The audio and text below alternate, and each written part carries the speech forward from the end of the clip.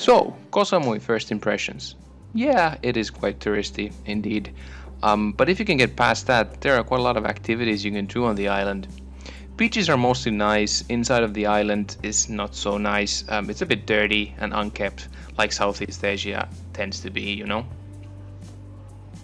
As I said, the beaches are quite nice. We visited Mai Nam Beach, Pop Phut Beach, which is also known as the Fisherman Village Beach, or Big Buddha Beach, and then we also went to Chaveng.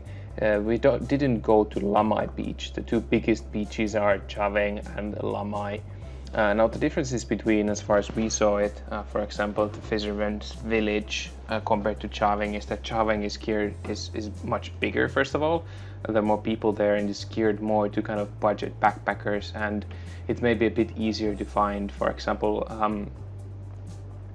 budget accommodations and a bit cheaper food. You can get on happy hours. You can get about 90 baht. You can get some nice rice and chicken, for example, or something like that. Beers are about 65 to 70 baht for local chang or sinka. You have to pay a bit more if you want to drink some European beers.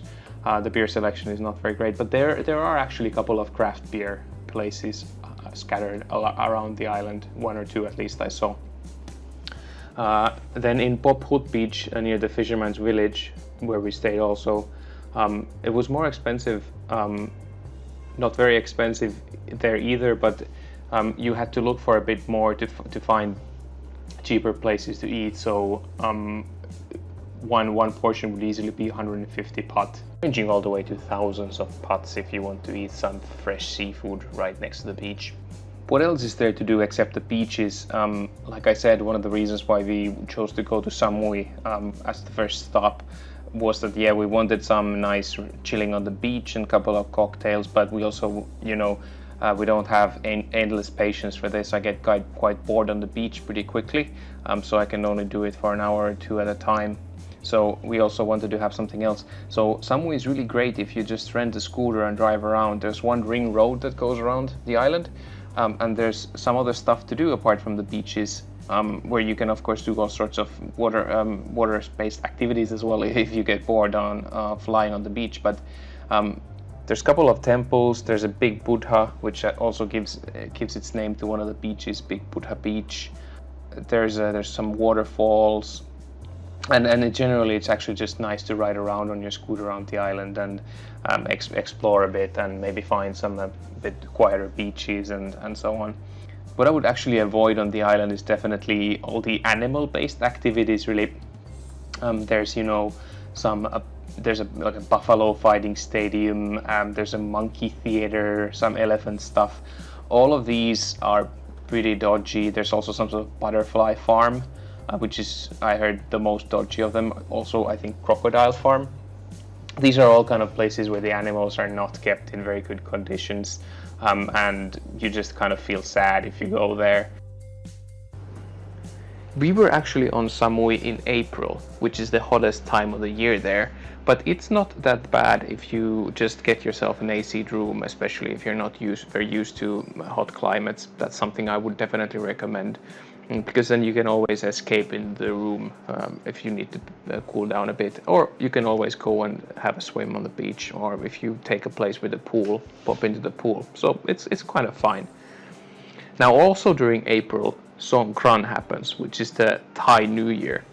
It used to be so that younger people would pour water over elderly people, but nowadays it's really just an all-out water fight, and it gets crazy, and all the roads are completely blocked, so it's very, very hard to move around the island. We actually braved the traffic and used our scooter to drive around, and we got thoroughly soaked. We basically went for a swim in our clothes, but it was a lot of fun that day.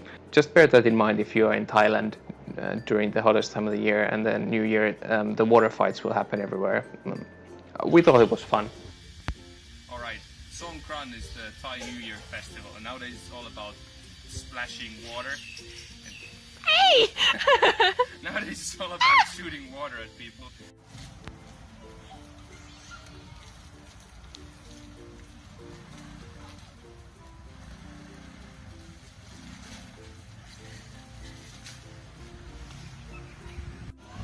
Yeah, so I'm not sure I would recommend scootering around on the Songkran. You know, wear a helmet if you do. It's fucking crazy. On the budget side, our average spend on the island of Samui was about 70 euros a day, give or take, for 2 people. Now, we don't use the cheapest accommodations, but quite cheap. It's actually not much more expensive for 2 people to take a private room as opposed to going into a dormitory. And we tend to try to eat local foods and eat cheaply. But we also did do stuff like rent scooters and go see things that had admission charge and so on. So we didn't and have drinks and such. So we didn't just lie on the beach and try to get by with a couple of barbecued chicken skewers for 50 or 100 bahts a day or something like that. Now, ways to save money on the islands in Thailand. Definitely the transport. The taxis are expensive. So there are no meters on the island on the taxis, or they don't use them. So you always have to pay 200, 300 or 400 baht per taxi. There are those flatbed trucks that go around. I don't know how exactly to pronounce it, but it's Songkran or something like this, which you can use, but it's quite hard to understand how to use them as a tourist that is only staying for a couple of days. And the other option really is renting the scooter, which is the one I would recommend because it gives you a lot of freedom and it's really inexpensive. We paid, the cheapest scooter we paid was 150 baht per day, and you get a full tank of gas for a bit over 100 baht.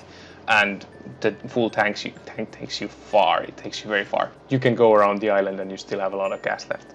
The other thing to avoid is definitely the expensive tourist restaurants. That's what we saw around the beaches. So the closer you are to the beach and the closer you are to those resorts, the higher costs for food. And really the differences between food costs are massive, because if you go to the food court at Tesco, which is really good food, and inexpensive, you can get really nice, noodles and pork, for example, for 60 baht. But if you go on one of these beachside restaurants, the same dish will runs you up like 350 baht, for example, or 300 baht. And then if you want to eat some fresh seafood there, then you're talking thousands of bahts that they will take from you. So that's the kind of ways to kind of save when you're on the island. I don't